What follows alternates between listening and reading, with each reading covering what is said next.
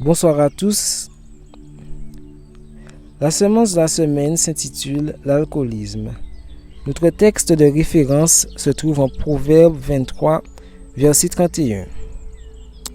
Ne regarde pas le vin parce qu'il est d'un beau rouge, qui donne son éclat dans la coupe et qui coule aisément. Le vin, la bière et le cidre intoxiquent aussi réellement que les boissons fortes.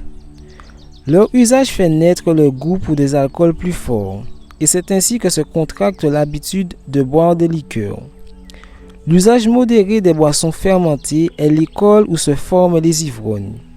L'influence de ces breuvages est si insidieuse que leurs victimes s'engagent dans le chemin de l'alcoolisme avant même d'en avoir soupçonné le danger. Bien qu'en n'étant jamais considérés comme vraiment ivres, certains buveurs sont toujours sous l'influence des boissons fermentées.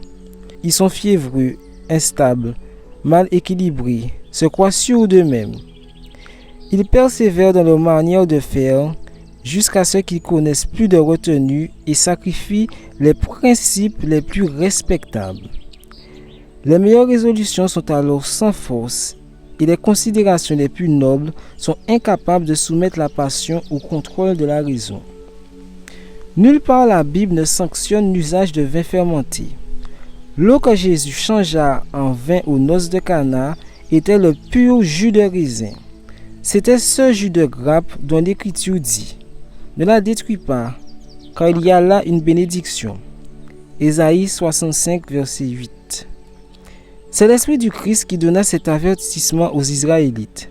Le vin est moqueur, les boissons fortes sont tumultueuses. Quiconque en fait excès n'est pas sage. Proverbe 20, verset 1. Jésus n'en fournit jamais. Satan entraîne les hommes vers les plaisirs qui obscurcissent la raison et le sens moral. Mais le Christ nous enseigne à nous maîtriser. Il ne passe jamais devant les hommes ce qui pourrait être un objet de tentation. Sa vie tout entière fut un exemple d'abnégation. Lors de son jeûne de 40 jours, il se soumit à la plus terrible épreuve que puisse endurer l'homme. Et cela pour briser la puissance de l'appétit.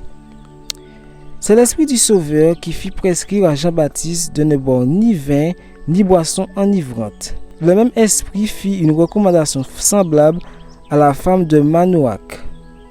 Jésus n'a jamais contredit ses enseignements. Le vin non fermenté qui fit aux noces de Cana était une boisson saine et rafraîchissante. C'est de ce vin que lui et ses disciples se servirent lors de la première scène. Merci d'avoir pris le temps d'écouter. Nous nous retrouvons la semaine prochaine pour un nouvel épisode. Soyez bénis et à très bientôt.